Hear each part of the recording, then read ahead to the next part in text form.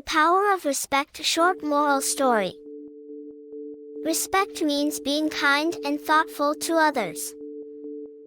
This short story shows how a boy's respectful actions brought happiness and good things to his village.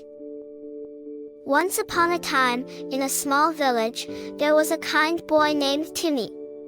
Timmy always greeted everyone with a smile and listened carefully when others spoke. One day, an old man with a heavy load asked for help. Timmy quickly offered his assistance, carrying the load to the man's home. The old man thanked Timmy and said, "You are a very respectful boy. Because of your kindness, I want to give you this magic seed. Plant it, and you'll see the power of respect." Timmy planted the seed in his garden. The next morning, he found a beautiful tree bearing golden fruits.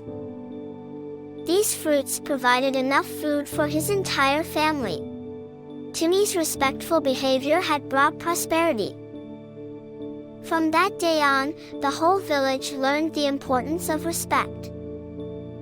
They all started treating each other kindly, and the village became a happy and harmonious place. Moral of the story: respecting others brings joy and blessings to everyone. Thanks for watching. Hope you like it. Please like, share and subscribe my channel.